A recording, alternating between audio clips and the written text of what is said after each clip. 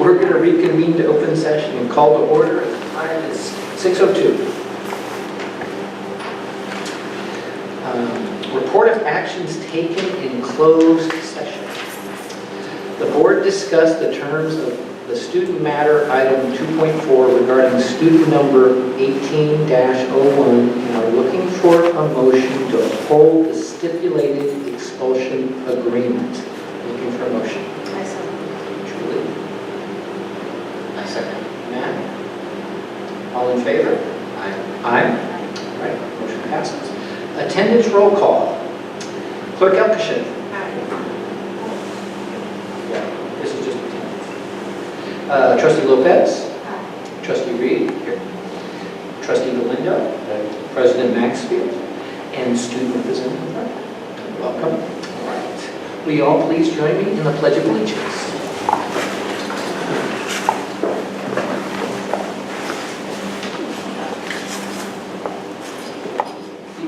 I pledge allegiance to the flag of the United States of America and to the republic for which it stands, one nation, under God, indivisible, with liberty and justice for all.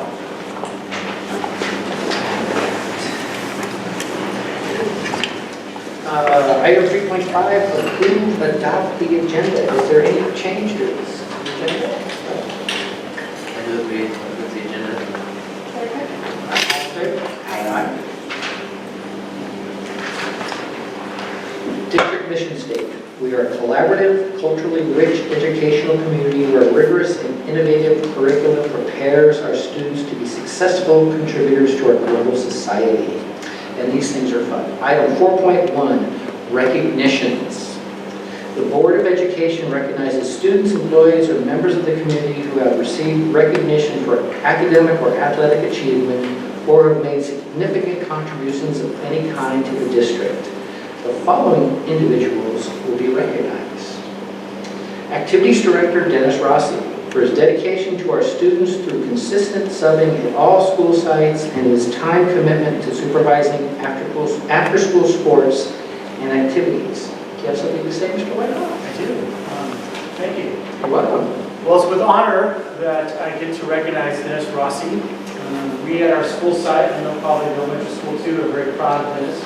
But probably the most proudest person in this room is the person sitting next to him.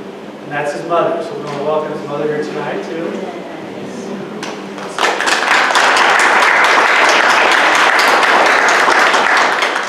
Dennis has worked with the district for probably a little over 15 years. And during that time, he has supervised activities, different dances, from junior high dances to high school dances to sporting events. And he is probably the most knowledgeable about how things run in the gyms, besides maybe Mr.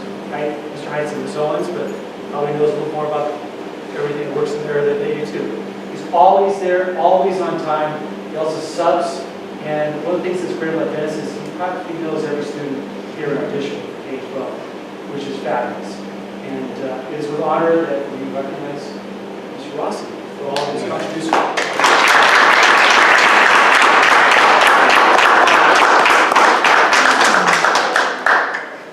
Dennis and I go way back. Okay. So here we shake with it and pass with the left. Congratulations.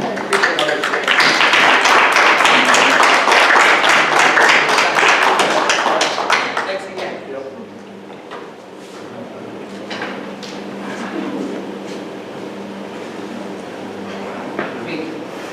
Dennis has done everything from coaching to reffing, umping. Dennis and I have had our disagreements on some of those things. I see he brought his glasses tonight. Yeah, he did. So again, congratulations, Dennis. We appreciate all your help. All right.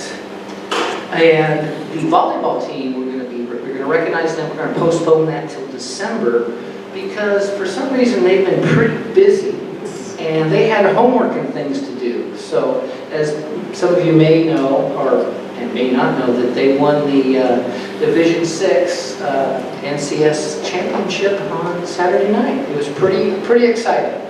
So congratulations to them, and we will do this for them next month. All right. Jeff, one of the things too about that volleyball team is they are student athletes and they take students seriously. They Yep. have very good grades. They're hard work with students not only on the court but also in the classroom. We appreciate that. Way to go. And then we're going to state champions. Yes. They'll be ready on Wednesday night. Make room in a trophy case. Yeah. Good deal. Okay, moving on. Item 5, public comments. Public business from the floor, non-agendized items.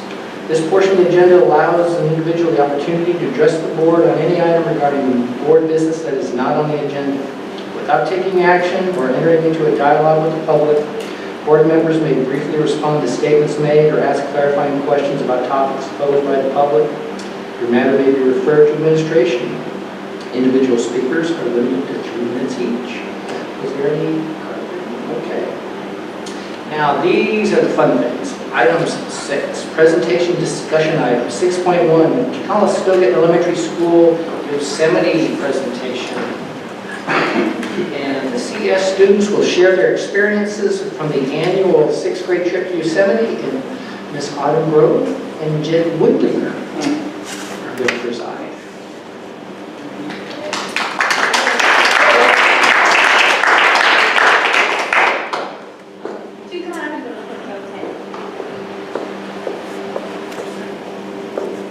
This group of young ladies is here to read their personal narratives of a special moment or event that happened to them in Yosemite. So we'll get started, and I'll start. Is it okay if I start with you, Anna? It's always fun to be first. I'll stand up here with you. I have to adjust that a little bit.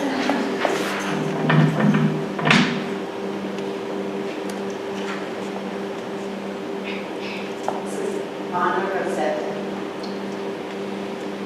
Are you scared of the dark? I'm not, or at least that's what I thought.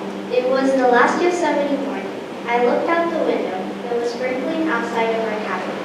Good thing we had the heater on. I heard a knock. Girls, are you awake? Miss Grove asked. Yeah, Brianna, one of my cabin mates replied. All right, get ready. We're moving the luggages, Miss Grove announced. Okay, Brianna said, getting up. Brianna walked over to my bed. I closed my eyes quickly. I know you're awake, she said, tapping my arm. Morning. Is Leslie awake? I asked, getting out of my bed and putting on my hoodie. I don't think so, she answered. Brianna stepped over to Leslie's bed.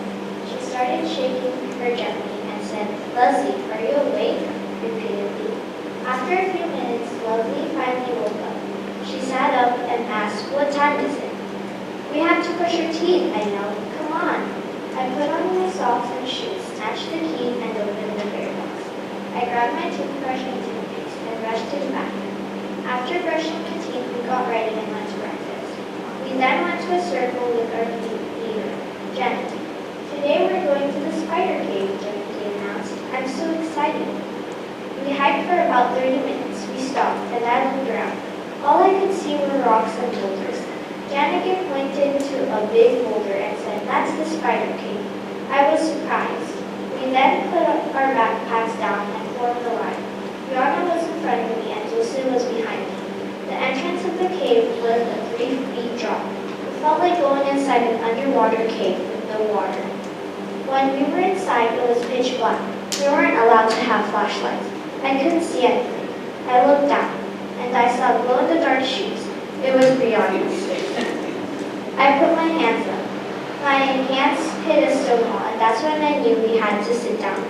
Sit down, I whispered to Dulce. We have to twist, Brianna said after a few minutes. I passed the message to Dulce. I put my hands up again. I felt 2 rocks forming a slanted triangle. I knew I needed to twist. I put my legs in first, turned to the right, and went through a hole. I told Dulce to be careful with the twist. Dulce, are you there? I asked. Yeah, she replied. We reached the point where we had to crouch. I figured this out since I hit my head. We've been crouching and walking, and then I saw light. I looked around me. I could see Dulce breathing clearly. I heard Josie checking in on me. Guys, you okay? She asked. We're all good, I replied. We were finally out of the dark cave. However, there were a lot of rocks all around us. I wondered how we were going to get out. We were out the spider cave, but not the big rocks. Janicki pointed to a rock forming an entrance and explained what to do. Okay, so we're going to crouch down this boulder and you'll be out, she said. We'll crouch down really low and made it past the boulders. We then formed a circle and said thank you to those who guided us through the spider cave. Today, I now enjoy the dark. The end.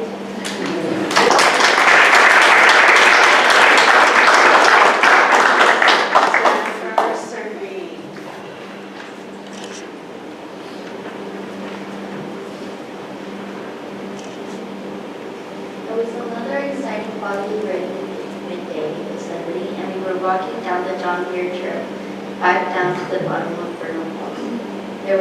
There was lots of rain pouring and dripping from the trees, hitting the ground so fast because of how much rain there was. Yellow like the YTS yellow. That means that we could have a break and rest for a little bit. The YTS is a person that leads us to Joe's every day. Water break. We all stopped and took out our water bottles. We were getting really tired. 5 minutes passed and we started walking again. We were going to pass through another turn, although we heard a lot of noise from in front of the chaperone. He yelled, "Granite Peaks, everyone stop." We were the Granite Peaks. We all wanted a group name. The people behind us didn't know what was happening. We didn't either. I was really scared and frightened, like when a cat sees a prickle next to it. I saw a big black bear and her 3 baby cubs in the trail where we were going to be turning. I was really scared of them. I have never seen an actual bear in front of me in real life. Not everyone got to see it. Only the people in the front of the line. Clap guys, clap, make noise, I yelled. Everyone started clapping, cheering, making noise. Soon the family of bears started climbing up the little hill. We were amazed. People around us were taking pictures and were excited. We weren't able to take pictures because of how protected the chaperone was. But it was still pretty awesome. I was kind of proud of myself that I overcame my fear of black bears because I never knew that they would be scared of us just because of some noise. We started walking again. There was a lot of rocks in the ground because of the rock fall. I also saw a lot of corn scattered. The rain stopped. We took off the ponchos that we were wearing. While we were walking, we heard something else. It was a bobcat. I was so scared because it was even closer than the bears. I wasn't able to take pictures because I was in front, but people in the back could. It was a gray bobcat with blue eyes and small body. It looked so cute that in my dreams I would squish him/her to death and cuddle with it. But I was still pretty scared. They started to make noise again. The bobcat left too. 30 minutes later, we got back to the bottom of Vernal Falls. It was awesome how I overcame the fear of bobcats and black bears. But I know now that you can easily scare black bears. How about that?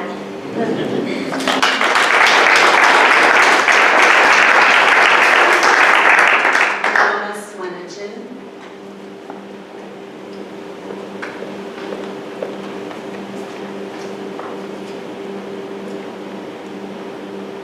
Have you ever worried about being struck by lightning? I have. As I was hiking, the rain started sprinkling. Within about 15 minutes, it was pouring. Then the lightning began. We continued walking because the storm was still relatively far away. Our group leader decided to show us lightning position anyway, just in case. This is the second time I've been in Yosemite National Park during a lightning storm, and the third time when it's been raining, I stated.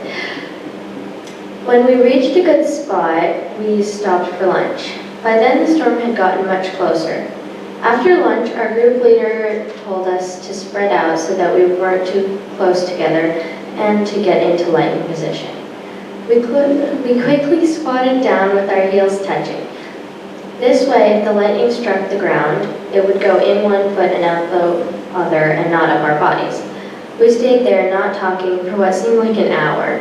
Someone suggested that we tell jokes and riddles to pass the time. We all agreed. Knock, knock, said Monica. Who's there? We replied, but were interrupted by a deafening clap of thunder that shook the ground. It lasted at least 5 seconds. A few minutes later, the storm had passed, though it was still raining. We got up slowly because our muscles were tight from squatting for so long. After that, we hiked back up to our camp. That was a day I'll never forget.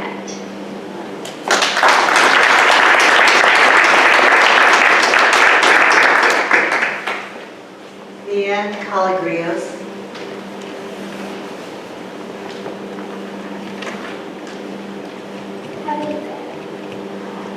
Have you ever smelled so much rain on that made you seasick?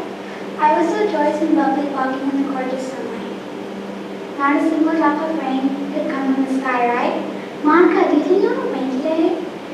I jinxed. I don't think so, Monica smiled, strolling ahead. I looked up to see pocket-sized raindrops of water fall down. Nothing too bad. Soon it became hell. That was wrong. Crash, the storm grew into lightning.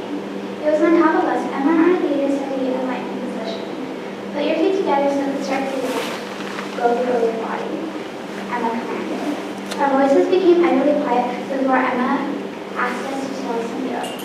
What's brown and sticky? I asked. A stick, someone hysterically shouted. Then before I knew, all of us were having fun laughing and telling jokes. The felt as if the rain has disappeared and the cold air is warmer. A sunny day. Boom crashed. The storm mocked our ideas. Our jokes became quiet and our smiles turned upside down. Emma said not to be scared, but we couldn't help it. The storm shifted. It was no longer close, and we were all on our way back to Green Flat. We smiled walking up the hill. I was radiantly happy as the storm was gone. Dinner was served.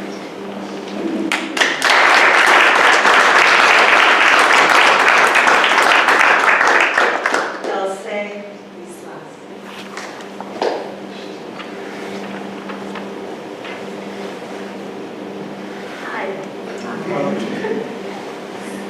Wouldn't it be lovely to be by a beautiful clear lake, skipping rocks, being with your friends? That's what I did, and it was wonderful. We had just finished eating our lunch, and we were headed towards Mirror Lake. It was sunny but cloudy, weird. We had just arrived. Wow, I said to myself. Come get your cookies, Janica yelled. I got my cookie. It was delicious. It reminded me of the cookies my mom made. I could hear the birds chirping and the lake splashing against the rocks. Hey Dulce, a partner yelled. Ah, I screamed. You scared me. I was mad. I was just enjoying the relaxing sounds that he interrupted. Want to skip rocks? He asked. Sure. I mean, it was the least he could do. We walked up to the lake, picked up some rocks, and tried to skip them. Oh no, I thought. I don't know how to skip rocks. Even though I did not know how to skip rocks, I tried. Splash. My rock had just hit the water. It went upward and then down like an arch. Time to go, Janica yelled. Ah, aw, I said, sadly. First of all, I was really enjoying the lake. I did not want to leave. I said my final goodbye and we left. It was a very wonderful experience.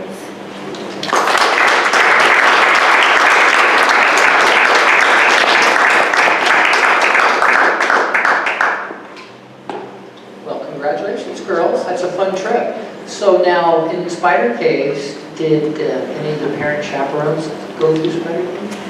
There you go. And, Mom? It was awesome.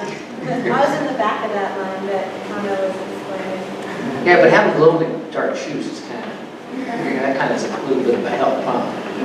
Good. Okay. Well, congratulations, guys. It's a great trip. It's a great trip. I had more fun than my girls. I really enjoyed it. It was fun. It was a fun trip.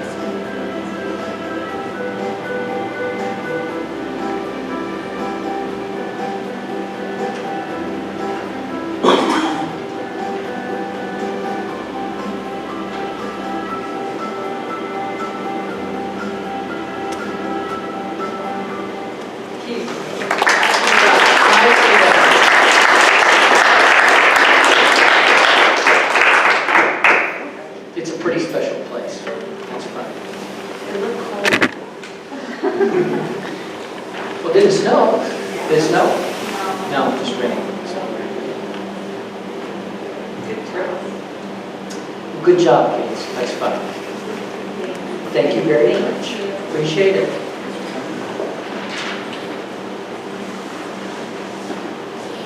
You're more than welcome to stay for the rest of the You got homework to do. Yeah, that's okay. Thank you. All right. Thank you.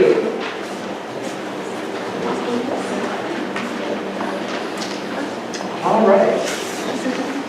Back to other business. Item 6.2, Calistoga Junior Senior High School 4-year plan presentation. Carla College and Career Center Coordinator, and Ms. Michelle Craig Morales will outline the 4-year plan created for Calistoga Junior Senior High School. Welcome, guys. Good to see you.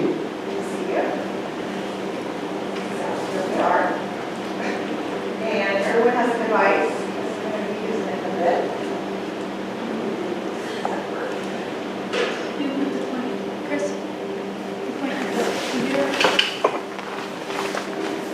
Well, while we are waiting for that to get up and get started, we just want to thank you all for having us here. We're really excited to share with you what we've been working on.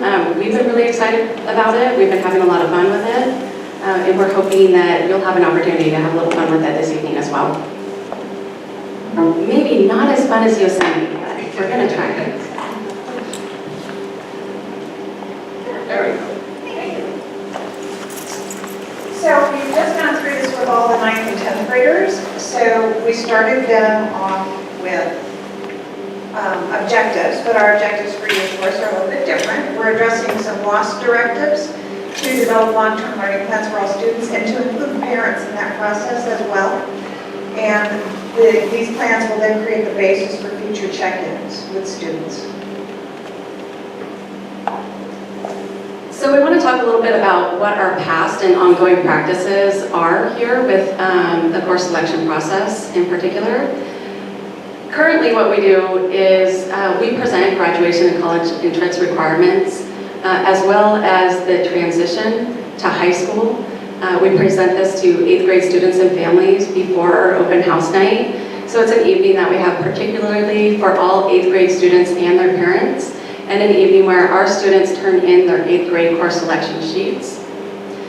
We also do visits to all 6th graders in the spring to discuss the course selection process.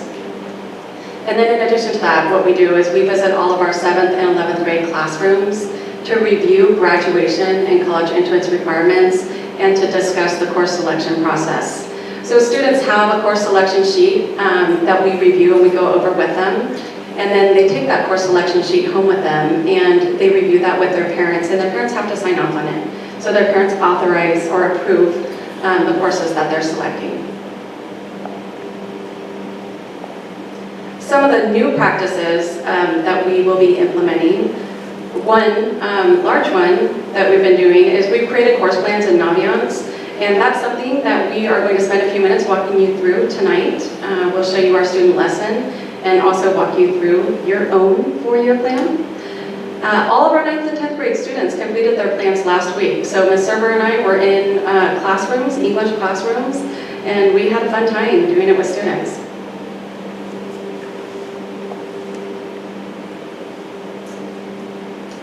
In addition to that, some new practices, we will be doing, or I will be doing 9th grade parent meetings, which will begin next week with all of our 9th grade students and their parents. And at this meeting, we'll have an opportunity to review the course plans that they had worked on last week. In addition to that, we'll talk about the timeline for the course selection process and also start setting some post-secondary goals and really invite parents to be part of that process.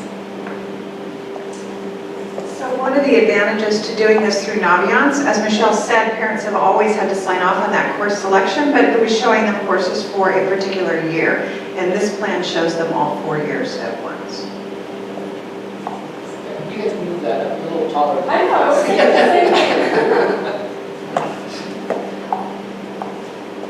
And then in the spring, I'll be meeting with 11th grade parents in January to look at how did first semester of 11th grade go and sort of fine-tune the plan moving forward and talking about post-secondary options.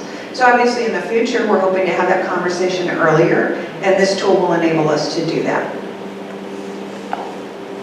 So we've been talking with our administration about how to expand some of the things that we're already doing during our open house. So we are already doing our presentation for 8th grade students and parents, but really looking at how we can involve our 10th and 11th grade parents more and invite them to learn more about our course registration and selection process. In addition, we are looking at creating an evening just for our 6th grade parents so that they will be invited to an informational night or workshop to learn more about the transition from 6th to 7th grade, what the junior high expectations are, and learn more about the course selection process. So the idea, the plan is that we will be doing this right ahead of us going over to the 6th grade classrooms and talking to students. So we'll meet, we'll talk with parents, and then we'll head over to CES the following week and talk to students. So we used our school-wide common instructional practices format to roll this out with the 9th and 10th graders in their English classes. Kirsten De La Cruz and Gary Gutman were very gracious in hosting us to do that. And we walked them through a series of slides which we have pulled out. So you're not going to see the whole thing that we showed the students in order to help us move along a little bit faster. But getting them thinking about that idea that a goal without a plan is just a wish. And they all have dreams and wishes, and they need a plan to get there. We also started them with an essential question and got them thinking about what they can do now in order to be sure that they're successful later on.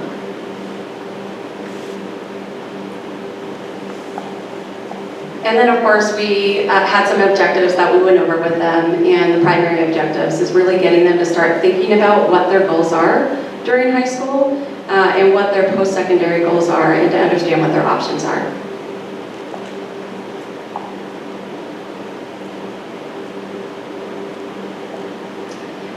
And a lot of what we reviewed also were the different paths that they can take. And what we know with our dashboard is we're really looking at high school graduation plus one additional indicator. So we talked to students about the dual enrollment opportunities for students who are on a high school graduation pathway, and then also the A through G college pathway, and some of the other indicators that we're looking at, the college and career readiness indicators, including CTE pathway completion, dual enrollment, and the passing of at least one AP exam.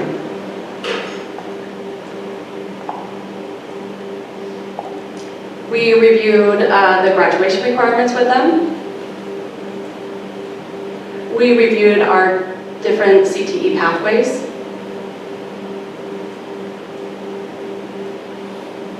And we also talked about early college credit and what dual enrollment meant, and gave students the heads up that we'll be talking with them a lot more about dual enrollment this year and in the coming years. So starting to get them more familiar with what their options are and what the language means.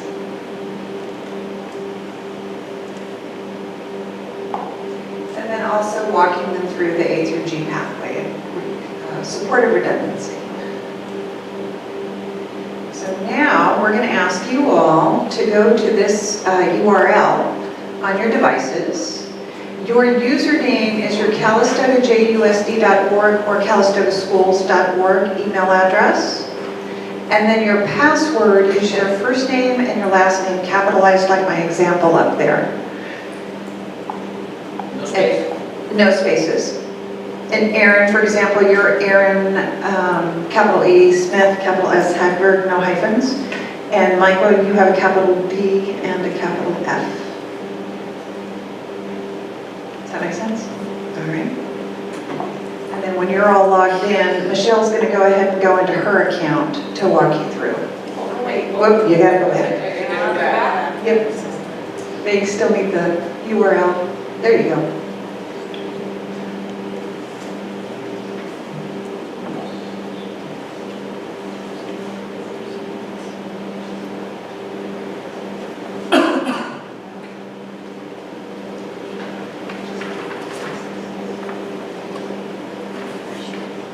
Everyone got the URL? Still need it? No, hang on here. It's not coming up.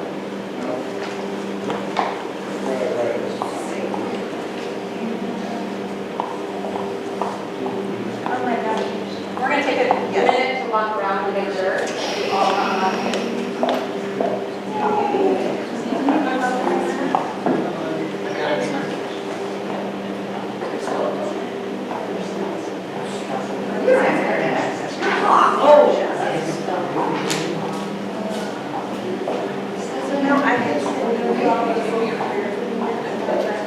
Oh, yeah, you can sit This is past tonight. You can play with it however you want.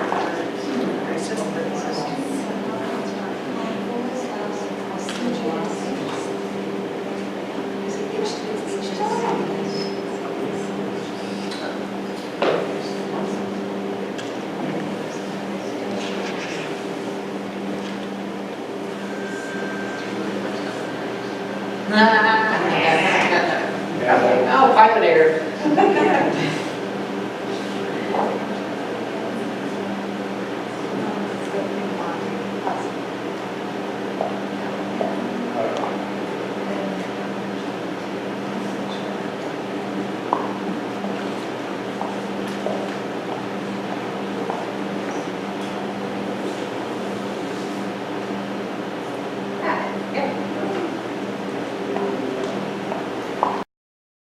Okay, so I think we are good, right?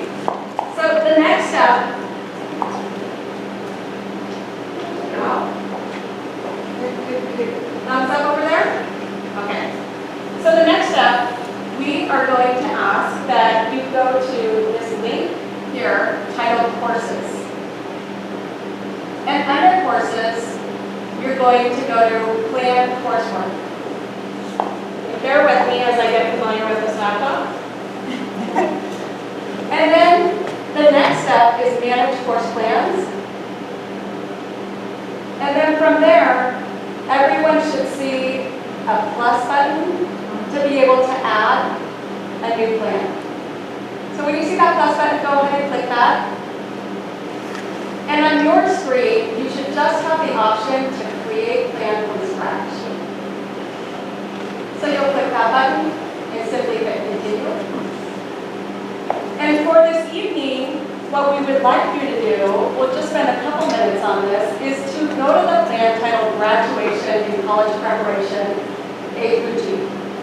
And you're going to click Choose a New Plan. Don't mind me, I'm going to get to mine.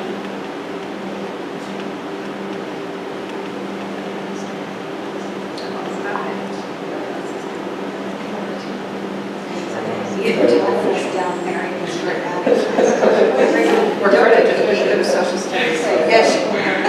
So Carla's going to come around and make sure that you all were able to navigate okay to this page. And essentially what these plans show here are that there's different tiles that indicate the different subject requirements. And we have them matched, they're both the college graduation and the A through G requirements. And we have each of the subject levels matched with their A through G indicator for their A through G, for the A through G plan. So A is social studies, and what we're going to ask is that, for the sake of time, is that you start with social studies to play around with it and get a feel for it. So what I'm doing here is I'm simply going to click on add or change. So I'm going to add my social studies courses. And what I know, my plan tells me that I need 30 credits. And our students know that 30 credits means 3 years. They're familiar with 10 credits meaning 1 year in class. So what it directs me or guides me to do is for each grade level to select which course option I'd like to choose for my social studies course.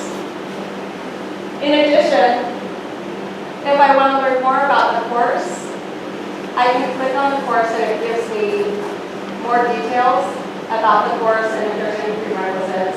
So that's a feature that we're still working on continuing to upload all of the information. But I'm simply going to go through the grade levels and select the courses that I would like to take. And once I have done that for each grade level, I will click Save. And then what it does is it gives me an option to confirm that I've selected the appropriate grade levels for the appropriate classes. And I'll click Finish Adding Courses. And I can scroll down and check, or I can simply hit Close. And what I can see here is when I go back to social studies, it gives me a green indicator and a check that shows that I have completed the course plans required for that subject area. In addition, one of the features that we absolutely love is that under courses, and what we have directed our students and guided our students to do is to continually go back and forth between the planning to actually doing it as a multi-course plan, where I can see and verify that for each grade level, I do indeed have the 7 classes that I'm planning on taking,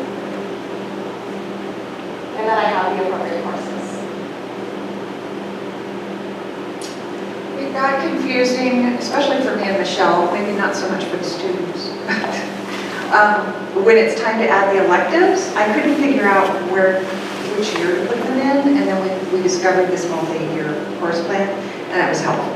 Because at one point, I think I had 14 classes my 12th grade year, because I just kept adding all these electives, and yeah. But the students were really pretty slick. They just got in there and got to work, so. I think we realized pretty quickly that our students are much savvier than we were.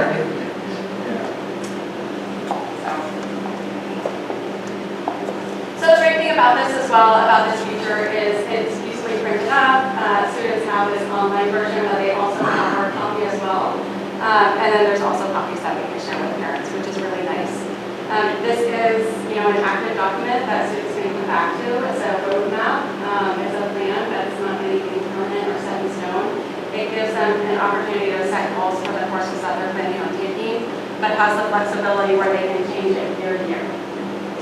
Eventually, our transcripts are uploaded into Naviance as well, so that students who have completed coursework, the grades and unit units will be populated via their transcript. We haven't figured that piece out yet, but we will. And we're also able to print reports that show us which students have, what they've done, who still needs to complete it, so we can start providing targeted support. And ultimately, the nice thing about this plan is it's something that will have students be updating regularly, so every year annually in conjunction with the course selection process. So this will be a plan that will go home with the course selection sheet. So is that also letting us kind of forecast what we need to plan for as far as what kids are signing up for? And Absolutely. I mean, this kind of seems like a natural progression. I haven't explored it yet, but there's actually a report that does that for you. I don't know what it looks like yet, but I noticed it today when I was looking around for the report that would tell me which kids had completed, and it was a forecasting report.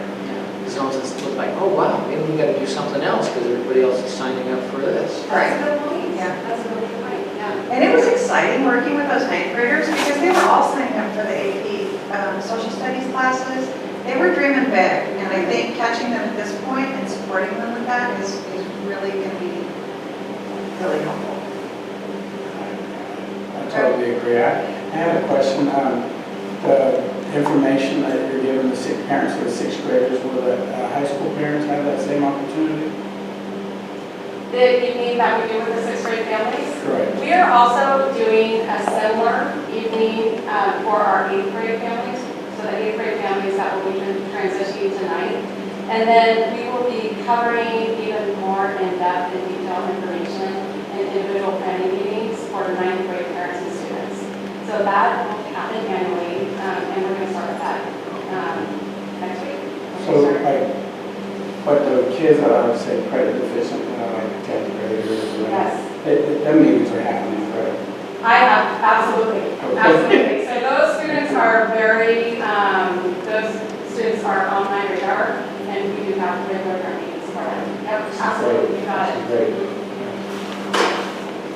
Okay, moving along in our presentation. I think we just have one slide Just gonna wrap it left. up. So just, how many students are in this right now?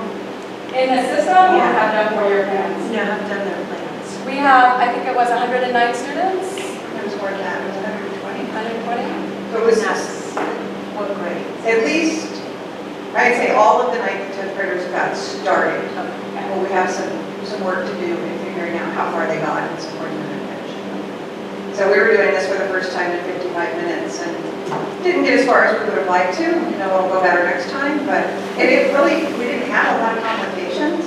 It just is time consuming.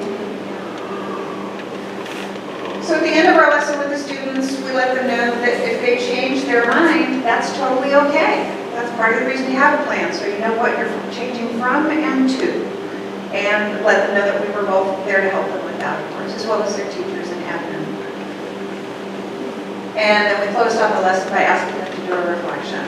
And we were really pleased with their responses. They were really, they liked it. Yeah, students seemed very engaged in the process. Students were helping each other. We were talking about what they were selecting. So we were both pretty pleased and pretty excited.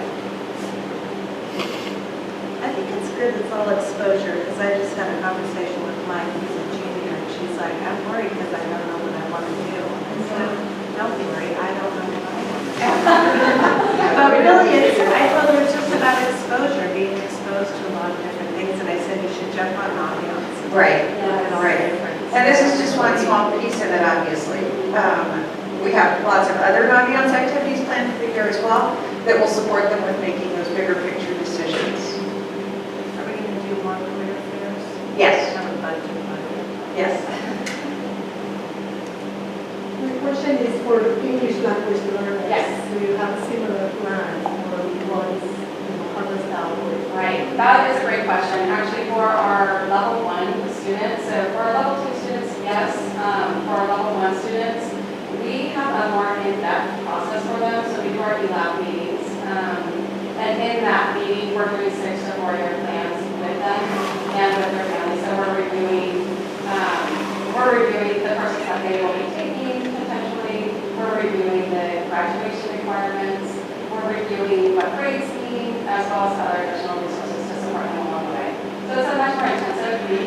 for Yale students. And we have the ability to, you all should have had an email when you opened, and that was an email that we could target just to this group here. We have the ability to do that with parents as well. Unlike Aries Communication, it will not translate for us.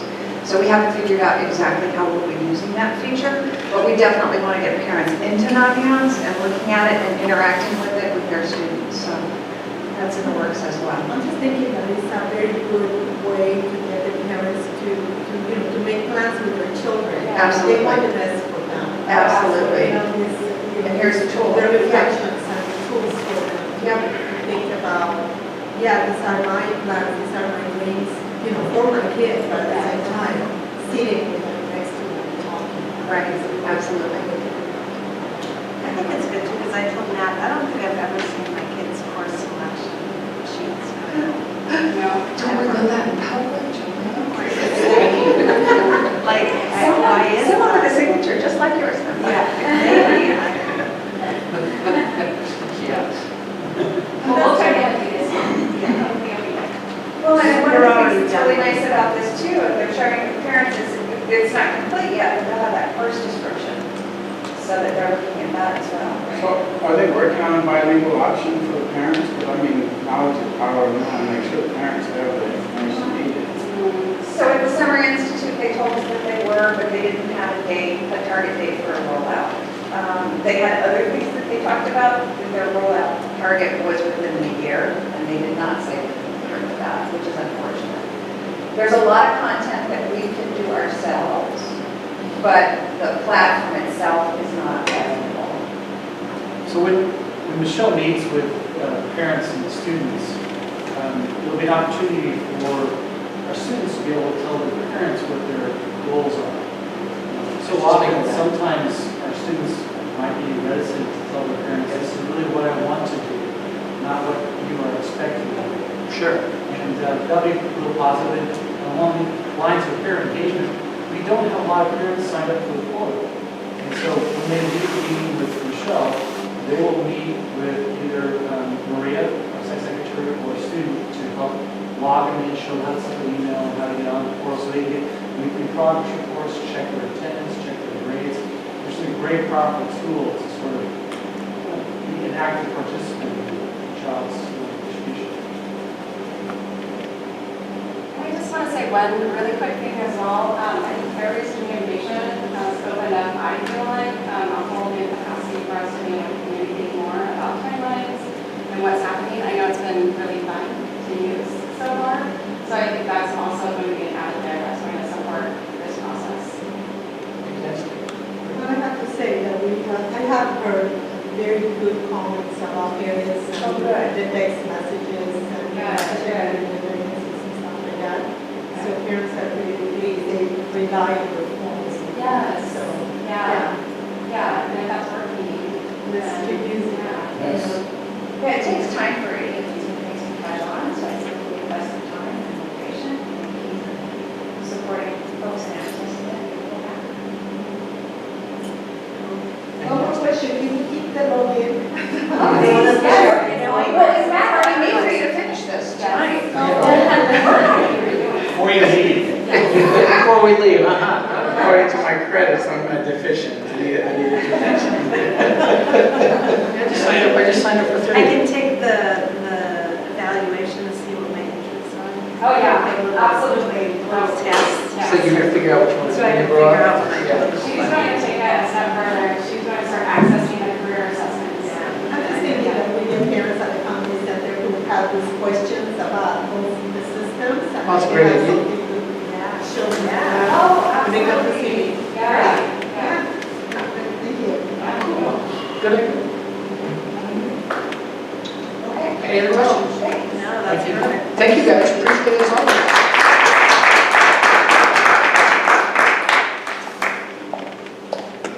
All right, moving on, 6.3, English Language Proficiency Assessments for California, new presentation. Michael Tesco, Director of Educational Services and Human Resources, will present the 2017-18 LPAC, is that what you call it, LPAC? LPAC. There's so many acronyms in this industry, it's nuts. So this last month we had the public release of our LPAC data without the fanfare of our previous month's CAS data, but still important to talk about the data as well as just what is LPAC. And it's a good learning opportunity for us to make sure we know what it is. English Language Proficiency Assessment of California. Yes, this is one of our lovely acronyms, and a new one. So this is a new test for us as of 2018. It replaces the CELT test. So CELT was around since about 2002. So if you're familiar with CELT, this replaces that test. The state came out with new standards for ELD, for English Language Development, in 2012. So when they came out with new standards, they then said, we better come out with a new assessment to test these standards. And so they came out with, over a course of years, LPAC, and then mid last year, it kind of went live. And at this point, CELT is behind us, and we are now fully in an LPAC era. There are two types of tests that it provides, an initial test and a summative test, and we'll talk about those.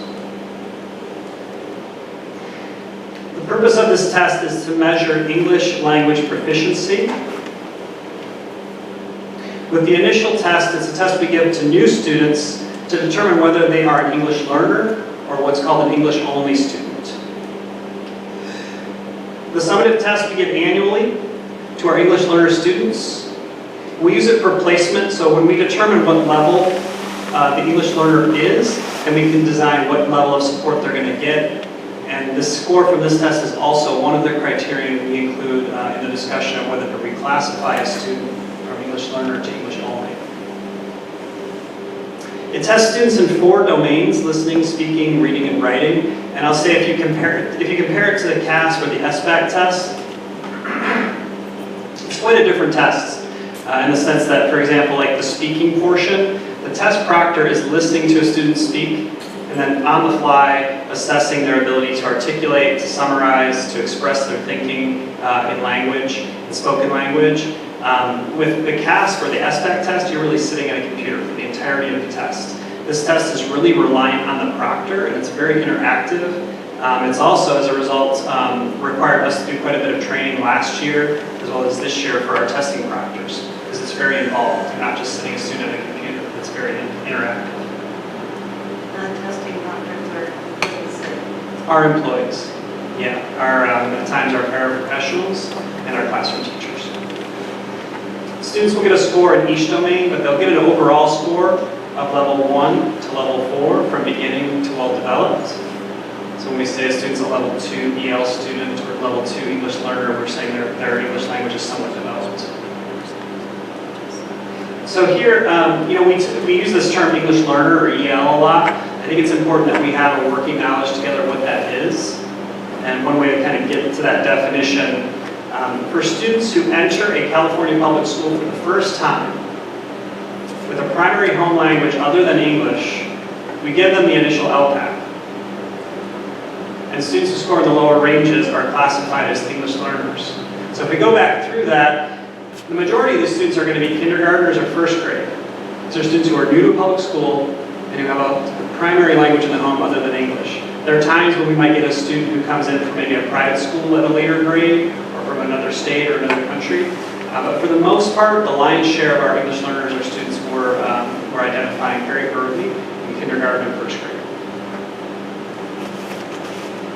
Our English learners then are tested annually with the LPAC to gauge their progress and determine when they're ready to be reclassified as an English-only student.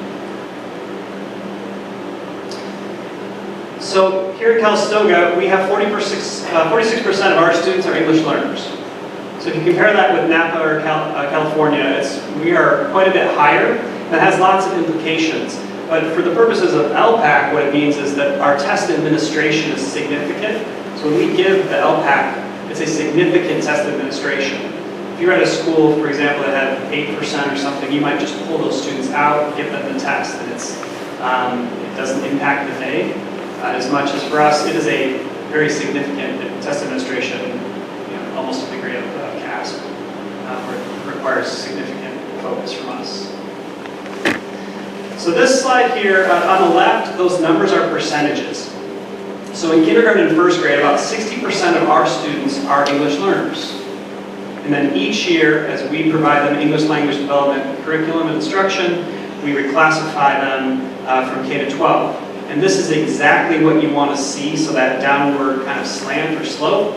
Each year, our students are learning more, and we are reclassifying more and more students to the point where by the time we get to 12th grade, we're down to somewhere around 6 or 7% of our students. So this is really ideal. This is exactly what we want to see. So these are the scores that were recently released. And so we'll look at them a little bit. This is Calistoga Elementary School. The significant numbers in the corner. This is 301 students that were tested last year. That's a lot. It's a big percentage of the school. It's 6% of the school. The majority of the students are level 3 or 4, meaning we're starting to have that conversation about should they reclassify as English-only students.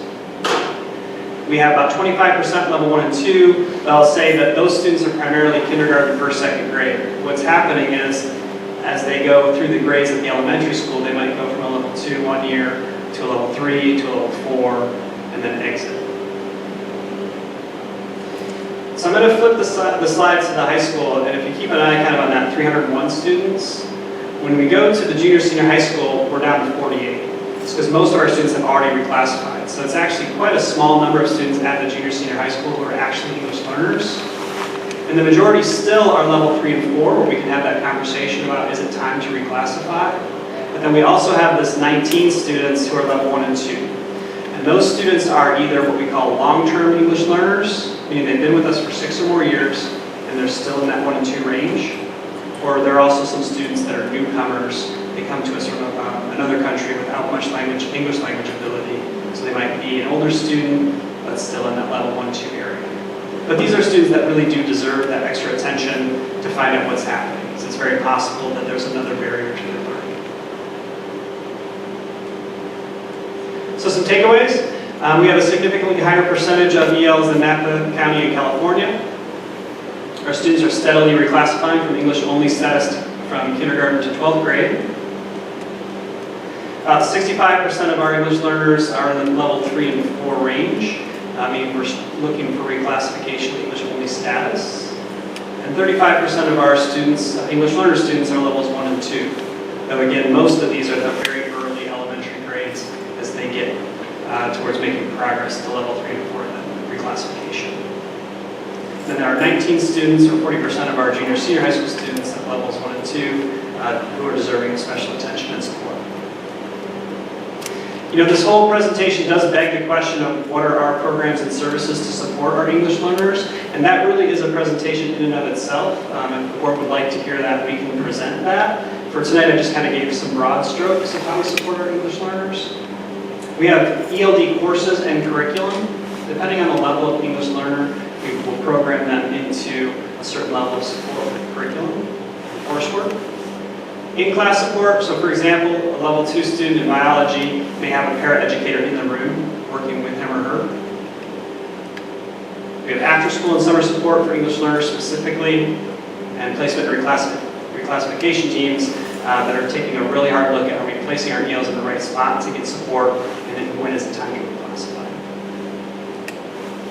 And then lastly, our LPAC test administration for the year. We've completed our initial LPAC, and it went well. And a special thank you to the paraprofessional team at the elementary school, or our proctors.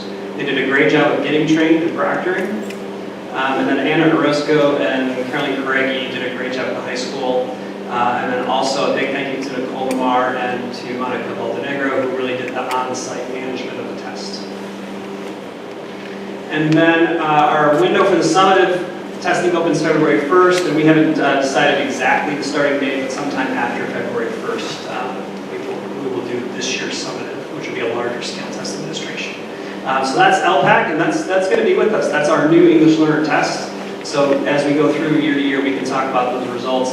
This is almost like a baseline year, because this is the first year we've seen those results. But LPAC is going to be with us moving forward. Thank you. Any questions?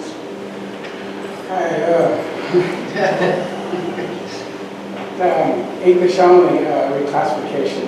Proposition 58 leaves the district an option Hey, these kids, if they were in dual immersion, do you think they would be testing as low as they are now? These English learners? Yeah, that's a big question. So, I'm not prepared to really speak to dual immersion today. I can speak to this, and I think at a future date, we can also speak to reclassification in the sense of we are all our schools right now, because of LPAC, are having this conversation around what are we going to do now for our reclassification criterion. The state, for better or for worse, has allowed districts full discretion over that. It used to be really prescriptive from the state level. This is what a child needs to reclassify. At this point, the state is saying, do what you want to do, just tell us what you're going to do. And because we have LPAC, we now need new benchmarks as to where we're going to reclassify. That's an internal conversation we're having, comparing us to neighboring districts. And so that's a conversation we can also have is where do we want to set our points? How early do we want to exit the kids, or how far do we want to keep them in the level of support? Yeah, I don't have the dual enrollment or the bilingual program. I can't speak to, but it can be an ongoing conversation. I just don't have the answer to that. All right. Great, thanks. Nicely done. Thank you, Mike.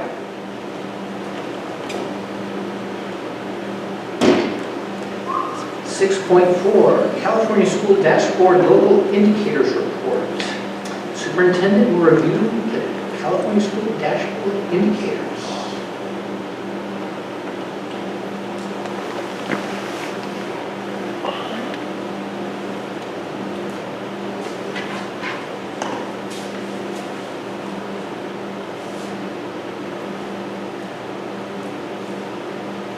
Technical difficulties. This one's working. Now it's working. It meant to. No, there is one. So this process is the same as last year's process. As you know, the local indicators are based on the 2017-18 year. There are actually 5 state priorities that are measured by the local indicators.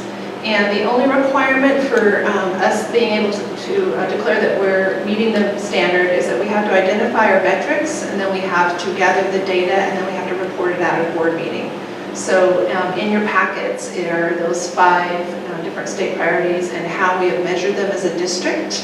And then those are supposedly going to be reflected in your LCAP, which ours have been. So all of this is going to be reported in the 2018 California School Dashboard, and that's supposed to be released to the public on December 3rd. So we'll be able to come back to you as a board and review the dashboard results at our December 10th meeting. Is there any questions about the local indicators? We worked on these with the principals.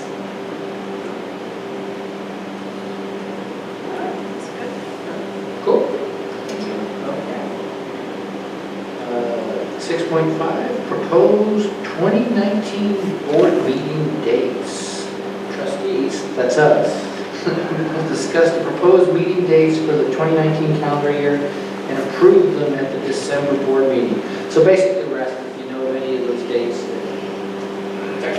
Mr. Reed. I happen to notice that the February date, unless we're planning something special on a Saturday night, I think that this should be February 4th, not February 2nd. Oh, look at that. Somebody's paying attention. It's a test. You know, I was thinking of coming on Saturday. What's that? Other than that, Might have farm issues.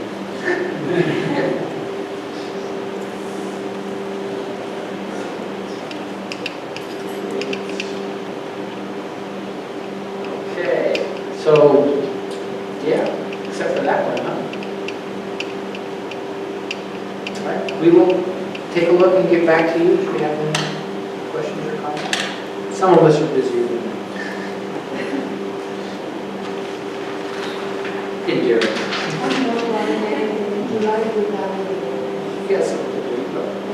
All right. Item 7, reports and correspondence items. 7.1, Calistoga Elementary School Principals Report. Ms. Lamar.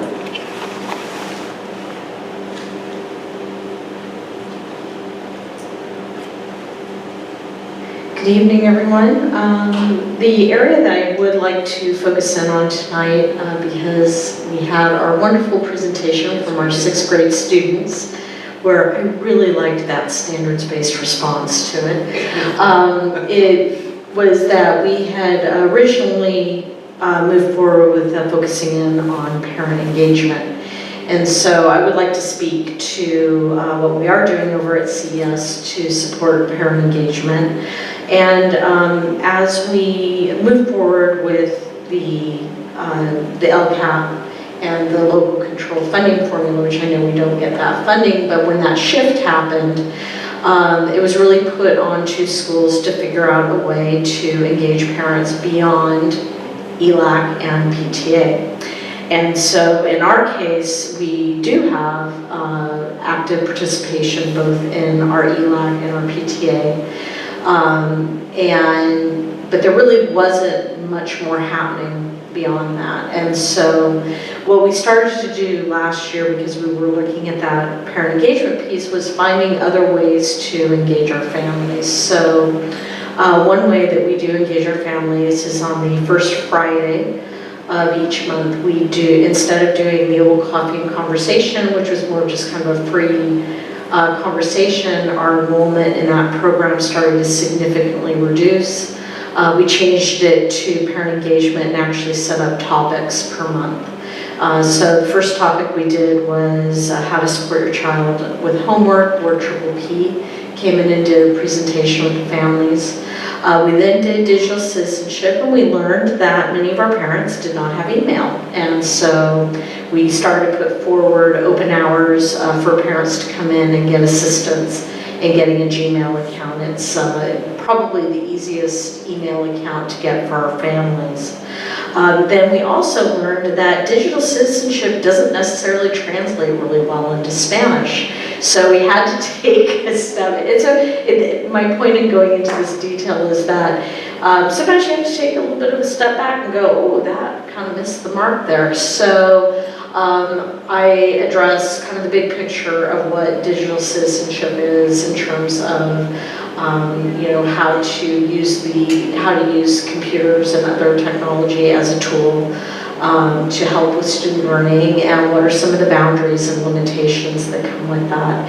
And so this past Friday we had a follow-up meeting where we could get our parents onto Common Sense Media, and they had email, although I saw on there we had quite a few more parents come, so I think we had about 10 parents.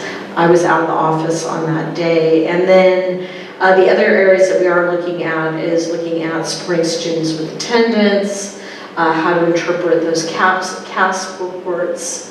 Also, I think at the end of the year, we're doing something with how to help with the summer slide. So we tried to set it by topic, and so far we're finding that at each meeting we are getting more and more parents. The other thing that we're doing is that this year we are school-wide going through training on restorative practices. Our paraeducators and certificated staff have been trained, and they have been trained in how to do what we call the restorative circles within the classroom. We also took a group of teachers and paraeducators and trained them on how to do a restorative conference, which is a much higher level need. In that case, you are engaging parents because you are considering suspension, and this is supposed to be an alternative to suspension. So we have had a meeting, and it was very successful. And now we're going to do our day 2 for the staff. And then this Wednesday, we are inviting our parents to come in and participate in a restorative circle so that they can start getting a sense of the shift in philosophy that we're having at the elementary school. And so it's going to be 6 o'clock in our library, and we are providing childcare as well. And then from there, we are going to be doing a leadership team, more like an implementation team, and again, we'll be engaging our parents. So that's in a nutshell what we're doing over at CES for our parent engagement piece. Hang on. Session with Maria Premier. Yes. Is that going to be translated or are you Yes, so George and I will be there, and we'll be doing the translation. Thank you. Junior, senior high school principal report, Mr. Wyckoff. Thank you. I'll just briefly go over the first part, which was LCAP Goal 1 and Category B, just because you were able to hear a little bit more about the 4-year plan from Ms. Serber and Ms. Craig Morales, which I appreciate them coming and preparing that for you. One of the key parts too is about community relevant CTE pathways needed further reflection and clarity. I just want you to know that every student, thanks to your adopting our students required to take 3 years of science now, will finish a pathway. Every student who goes to our school will finish a pathway. And then in some cases, some of our students will finish more than one pathway. They may decide to do the construction pathway, or they might just choose to do the biotechnology pathway. But every student will finish the alternative energy pathway. So, which will be really great with our dashboard indicators and dashboards. So that's fantastic. Part of tonight really is about parent engagement also. And I'm going to pass this flyer down just real quick if you can take a look at that. And I won't steal the thunder too of Nayeli in talking a little bit about what took place in the way of LCAP Goal 2, provide a safe and healthy, positive school environment. She'll touch on that. But we do provide a lot of different opportunities, and we still are trying to look for more ways. Like Nicole said, at CES, we're always looking for more ways we can engage our families. So one of those ways, thanks to the district and the board for including Aries Communication in the Aries Suite this year, which has been fabulous. I'm sure Julie and Mark, you've been getting quite a few text messages from our school and also from teachers too, which is fabulous. And the nice thing about it is that it can be translated into the home language, so it does get text messages in Spanish, which is fabulous. We have our routine, our ELAC meetings. Ms. Craig Morales touched on the English language acquisition plan, the ELAP for our newcomers. It's another way for parents to be involved and have that plan set aside. And they touched on this new approach with the meeting with 9th grade parents and then 11th grade parents, another way to involve parents. And then they also touched on the introduction to our Rising, is it Rising 6th or 7th? Well, the students who are now in 6th grade and their parents having a special meeting to talk about what junior high school is about prior to them starting to choose classes and so on, what the expectations are. They'll get to meet some of the teachers, get a tour of the junior high campus. Ms. Serber does FAFSA meetings with all the families, which is fantastic, and financial aid meetings, so that's great. We're going to start doing some monthly meetings for parents targeted. I met with someone from the Family Center and Triple P, and then also too, our first meeting will be on December 12th, and we'll send something home to all the parents. It'll be dealing with drugs and identification, and how do you know if your kids are using drugs or not using, what are some of the indicators, what are some of the trends. If they start using the words like Molly, it's not a person's name, but it's actually some type of drug. So we want to inform the parents and let them know. So that'll be our first theme. And some of the other themes will be building teenager survival skills in school. As we know, it's a very stressful time, especially as they start moving through the 9th, 10th, 11th grade. So there'll be some topics on that. Strategies to help your child be successful in school could be around encouraging your child to read, talk with your child, monitor homework, encourage your child to be responsible, work independently, encourage active learning, communicate with your teachers, how to do that. And then what we'd like to do is sort of do a WASC update periodically. One night might be around math and talk about how we're addressing the CAS and how we're improving those scores. The plan the math teachers who came forward, then also with our English teachers too. So we want to provide as many opportunities for our families to be empowered with information so they know what's going on, but also to engage them in the process. And that's one of the things that's a joy about this 9th 4-year plan and the meeting with the parents is that they will be engaged. To say that we were blind to the fact that not all parents see those course registrations would be a fallacy, because we know students, they shouldn't, but they do falsify their parents' signature on those. So we really want them to be more engaged in that process of how to select those courses. Great. I'd just like to say that tutoring and the library, all that is all positive. Great, thank you. Thank you, thank you. This will be going home in the progress reports will be going home in both in Spanish and in English, so the families can have that, and the contact informations and how to get a hold of teachers and so on. So thank you very much. Fantastic. All right. Student representative, Yelly. Hi. So homecoming ended and everyone noticed how Halloween was coming around and everyone really enjoys Halloween and it's a very underrated holiday for some reason. But we were really excited by it and our junior high and high school ASB classes really wanted to do something that catered for everyone. So we created really successful spooky rallies and both rallies had games and prizes for the students to get involved. Our junior high and high school ASB classes also organized movie nights and over half of our students came out for both nights. This year, our high school ASB has been working to raise money for our senior prom, and most of the money is coming from our snack bar at sporting events, mostly volleyball games, and they're open for visitors to purchase food items during the game, and our high school ASB is also assisting the Napa Valley Marathon this weekend. Our yearbook class has made it a goal to provide free yearbooks for all students, and the way that they're trying to do this is through selling ads that are going to be placed at the back of our yearbooks.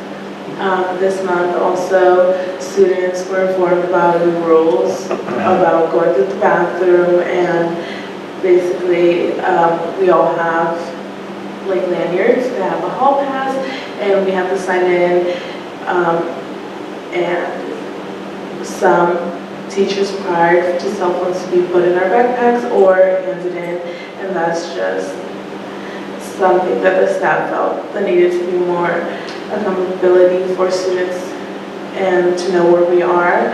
Our search to find a new prom location has started. For the past 2 years, the Board of Education has been supportive for lowering our cost of prom for all students, and you've generally done this by paying for the cost of our buses. And as you know, it's board policy that we take a bus to and from prom. So we hope that we can count on your support this year. Yeah. So any ideas where you want to go for prom? I've been looking really into this. I found this place in Sausalito, but I think it's a little bit too over our price range. So we're looking at a place, actually, I was looking to a place not that far, like in St. Helena, and also another place that is in Oakland, and I'm just looking into a lot more different places. So work in progress. Yeah, I'm just emailing a bunch of places and getting like their menus and everything to see. But yeah, it should be fun. Yeah, looks like.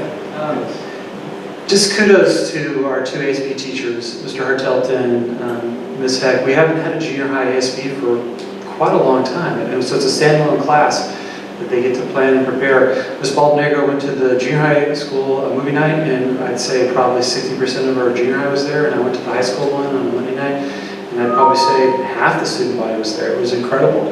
So they're really looking outside of doing things during the daytime, but really because, as we talking about kids using drugs, right, and alcohol, keeping them busy and having fun, positive activities is really important, and both Mr. Hartelt and Ms. Heck are looking for things outside the school time to do those things. And it was really quite fun to go to. I don't know. And we made some money too as an ASB, which is great. Yeah. Win-win. So if you're interested in buying advertisement for that. I was wondering when that plug was going to come. I got your letter today. Okay, good. Well, Ms. Musser is our yearbook teacher. all right. Great. Thank you, Dan. Thank you. All right, 7.4, Superintendent's Report. Thank you. Under, And Haley, if you have homework to do, you're not, it's okay. Sorry about that. So under LCAP goal number 1, on your consent agenda tonight, I'm very happy to report that you're going to be approving a grant for $88,000 from Cal Foundation. there's 3 objectives to the grant. Already shared tonight, Nicole, was the restorative practices. And the intent there is to improve school culture and conditions for learning at the elementary school. This grant is going to fund the majority of the costs of the implementation, so we're grateful for that. The second objective is that our administrative team is going to be participating in leadership coaching to build competency and shared decision-making and the ongoing use of student data to improve student achievement. And the third objective is that we want to learn and apply highly effective instructional practices to improve student learning. And the high school has already started working on that during their early release days. So I need to give credit as well. Martha McCoy is the person who is to be credited for writing the grant, who approved her consulting services several months ago. She put a lot of work into it. And we're just continuing to be grateful to the Calvin Foundation for supporting our students and the community. All donations graciously accepted. Absolutely. Yeah. So we will come back during the course of the year and report on our progress. Like I said, Nicole's already been doing that and bringing report. Cool. Under LCAP goal number 2, a safe, healthy, and positive school environment. I'm also pleased that the new accessible playground equipment at the elementary school was installed and open to the students last Friday. So our kids are able to play on that. Students in wheelchairs can now access equipment and be with their peers on the playground. That went up pretty quick, didn't it? It's a pretty small amount of equipment. It's not like a full playground. It's just a sensory wall and the rubber. But yeah, it actually took longer than it was supposed to. But yeah, it's all Okay, we set. only meet once a month, so hey. Yeah, totally. And I also want to let you know that the boosters have submitted a proposal to the district to fund an extensive renovation of our athletic fields. That includes the softball field, the track, the football field, the baseball field, and the soccer and basketball courts. So they have already secured the services of a landscape architect who drew up a conceptual plan. So Chris and I have met several times with the boosters, and we've also consulted with our legal counsel because it's a very big project. So the attorney's advice is that we should hold a special board workshop because it's such an extensive plan. And that would allow us to notify the public as well and get their input because it could impact the neighborhood if we were to move forward in such an extensive project. So I'll be bringing back the item at the December board meeting. And one thing I'd like you to consider is possibly setting a date at the December meeting for that special board workshop. Hopefully after the holidays, so maybe January or February. And the last thing is under LCAP goal number 3, as Craig has already mentioned, ARIES, and actually Nicole mentioned too, ARIES is being used extensively for sharing student achievement, but I want to credit the junior senior high school. They use the ARIES app again to invite staff and parents to the volleyball game on Saturday night. Certainly people are going to come no matter what, but I think that certainly improved participation there. And I was incredibly impressed with the support that our team got, not just from students who attended, and thank you to the boosters for paying for our kids to attend that game, but also the community members, many who still, they don't have kids in school right now, and then we had a large number of teachers who went to not just the volleyball game, but they were at the soccer game earlier that afternoon. So lots of support for our students, and all of my career is one of the most exciting games I've ever been to. So It was pretty fun. The energy in the room was palpable. Yeah, it was amazing. That's what we built that gym for. It's fantastic. Unforgettable. Unforgettable night. Okay. Jay? All right. Moving on to where we, consent agenda. This requires a roll call vote. Actions proposed for the consent agenda are deemed routine in nature and will be enacted by one motion. There will be no separate discussion of these items unless any member of the board, audience, or staff request specific items to be removed from the consent agenda for a separate action. So I am looking for a motion to approve the consent agenda. Second. And your second? And all in favor? Aye. Roll call vote. Clerk Elphishan? Aye. Trustee Lopez? Aye. Trustee Reed? Aye. Trustee Guida? President Maxfield? Aye. And we let student rep kind of take off to do homework, so. All right, moving on. 9.1, action items. Protocol for action items includes staff presentations, questions from the board, deliberation by the board, and voting by the board. During public input, there will be a 3-minute time limit per person. 9.2, revised high school counselor job description. Oh, high school counselor. So the current counselor job description was last approved in 2012, so it's time to take another look at it. In developing the updated version, I met multiple times with the stakeholders involved, most of whom are in the room tonight, so thank you to Craig and Michelle and Kathy for your time in meeting and providing feedback. The biggest change is how we've organized the job duties. They are now laid out by academic, social, emotional, and college and career development. These are the 3 areas of focus with the American Association of Counselors. We also updated the terminology. The new version is more relevant to our work and will better help us meet the needs of our students, and is one that I think all stakeholders are happy with, and I feel comfortable recommending that the board approve the updated counselor job description. All right. Request to approve the revised job description as presented. Mark? Julie, all in favor? Aye. All right. Thank you, Michael. 9.2, revised administration management salary schedule.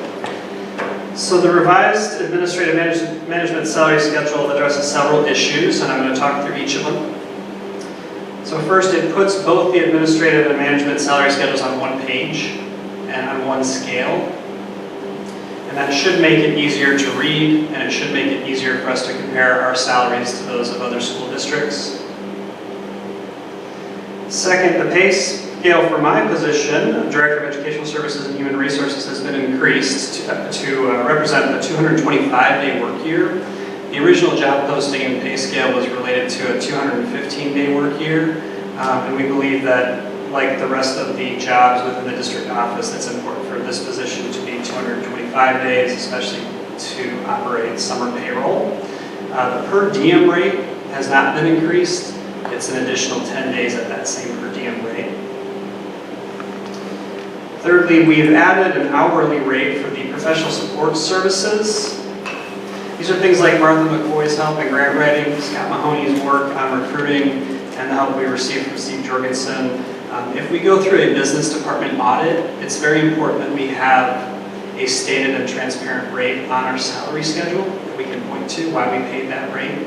So, and we can do that retroactively, but it is important that we put it on our salary scale. And then lastly, we've increased the salary for the Director of Business Services by about 3%.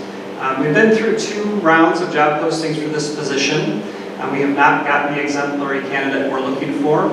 And we're very hopeful that by increasing the salary and then reposting, we'll capture some of those candidates that have been waiting on the sidelines.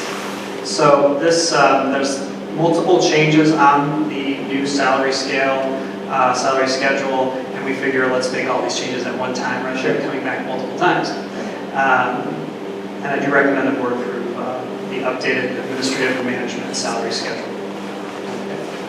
Well, the request is to approve the revised salary schedule as presented. I'm looking for a motion. Gary? Second. And Matt, all in favor? Aye. Boy, it's your night, Michael, isn't it? Just 9.4, agreement with Solutions West Incorporated. So this contract with Solutions West Incorporated is for professional staff conflict resolution services. In the event that we should need these services this year, we want to have an approved contract in place. The advantage to having a professional mediator is having someone who has expertise in conflict resolution, and also someone who we have the guarantee has no bias towards one staff member or another. I've spoken with 6 mediators over the past 2 months. With Solutions West, we would be working with a gentleman by the name of Paul Porter. Mr. Porter was a superintendent of 17 years and former SELPA director.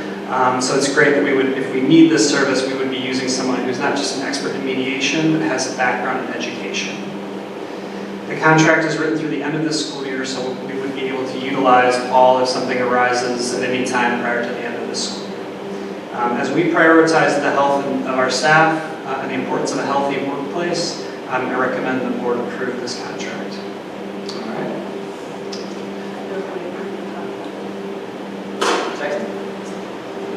Second, Jared. All in favor? Aye. 9.5, agreement with Dennis, Welliver, and Kelly.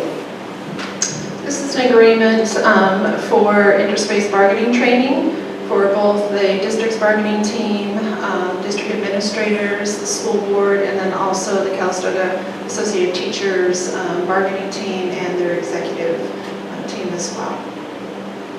So it's 2 days worth of training. And right now we are hopeful to schedule it for February 19th and 20th. February 19th.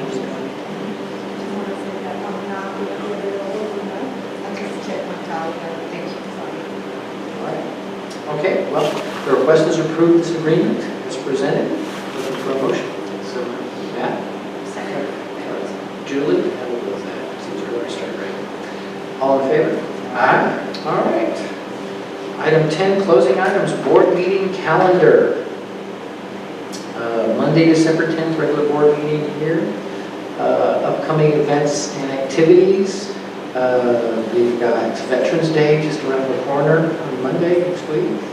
Thursday, November 15th, concert, junior senior high school, 7 p.m. Monday, November 19th, Thanksgiving break, no school. 23rd, Thursday, November 29th, to the 1st is our CSB annual conference in San Francisco. Did you find a place for us to stay? Where are we staying? You're saying, Okay. we have a place. Okay, just check it. She's made all of the arrangements and is going to send out a confirmation to everybody. December 10th, organizational meeting, first interim financial report, and then maybe we'll come up with some dates for a board workshop for the fields. All right, there is no need to reconvene the closed session. And moving on to item 10.6, request to adjourn the meeting, looking for a motion. I move.